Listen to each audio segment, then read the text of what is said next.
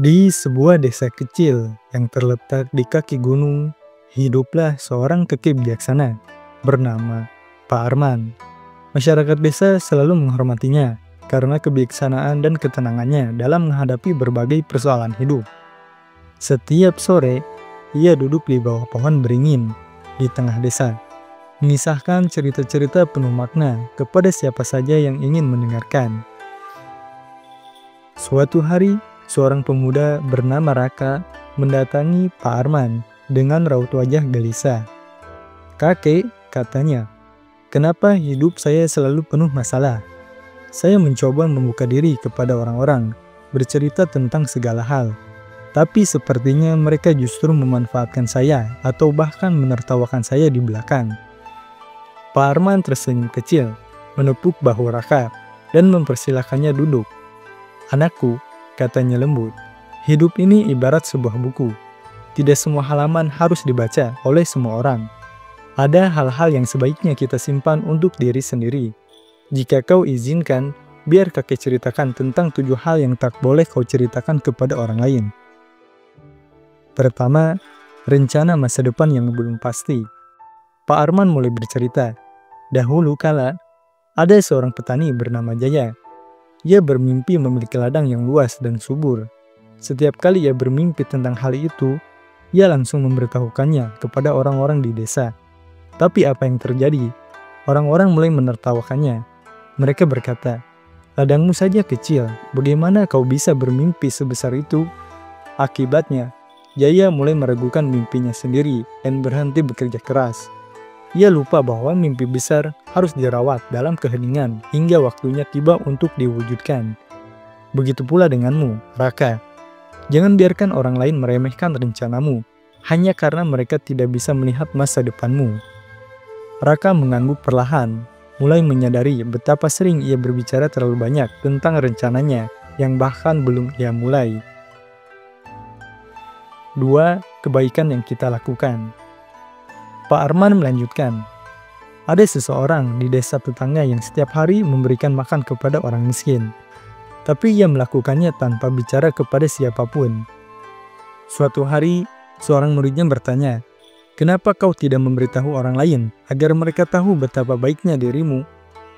Pria tersebut tersenyum dan berkata, "Jika aku memberitahu dunia, aku takut kebaikanku menjadi sia-sia karena niatku berubah untuk mencari pujian." Ingat, Raka, kebaikan adalah seperti air yang menyerap ke tanah. Ia bekerja tanpa suara, tetapi memberikan kehidupan. Jangan ceritakan kebaikanmu kepada orang lain. Biarkan Tuhan dan hatimu yang tahu. Ketiga, kesedihan dan rasa sakit yang terlalu dalam. Suatu hari, kata Pak Arman, ada seorang pria bernama Bima yang kehilangan anaknya. Tetapi ia terus menceritakan kesedihannya kepada semua orang yang ia temui, berharap mereka akan mengerti betapa besar rasa kehilangannya. Tapi apa yang terjadi? Orang-orang mulai menghindarinya, merasa terbebani oleh cerita yang sama berulang-ulang. Akhirnya, Bima menyadari bahwa tidak semua orang bisa memahami rasa sakitnya. Dan yang paling penting adalah ia harus menyembuhkan dirinya sendiri.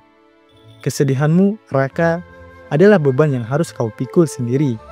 Ceritakan hanya kepada mereka yang benar-benar bisa membantumu, bukan kepada semua orang. Keempat, masalah keluarga. Pak Arman menatap Raka dengan lembut. Pernahkah kau mendengar tentang seorang laki-laki bernama Asep? Ia selalu mengeluhkan keluarganya kepada orang lain. Orang-orang mulai menghakimi keluarganya tanpa tahu kebenarannya. Hubungan dengan keluarganya pun memburuk karena kata-kata orang lain. Raka, keluarga adalah seperti akar pohon. Jika kau terus mengumbar masalah mereka, orang lain akan mencabut akarmu. Lindungi keluargamu, meskipun mereka tidak sempurna. Ingatlah, tidak ada keluarga yang bebas dari masalah. 5. Kekurangan diri sendiri.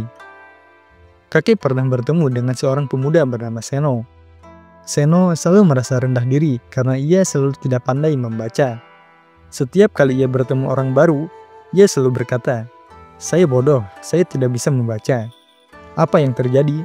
Orang-orang mulai meremehkannya, bahkan yang awalnya ingin membantu jadi ragu. Ingat ini baik-baik, Raka. Kekuranganmu adalah sesuatu yang harus kau perbaiki dalam diam, bukan sesuatu yang perlu diumbar kepada semua orang. Jika kau tidak menghormati dirimu sendiri, bagaimana orang lain bisa menghormatimu? Keenam, konflik pribadi dengan orang lain. Pak Arman mengambil nafas sejenak, lalu melanjutkan. Di desa ini ada dua sahabat bernama Yuda dan Adi. Suatu hari mereka bertengkar hebat. Yuda merasa marah dan mulai menceritakan keburukan Adi kepada semua orang. Tapi ketika mereka akhirnya berdamai, apa yang terjadi? Orang-orang tetap memandang buruk Adi, meskipun Yuda sudah melupakannya.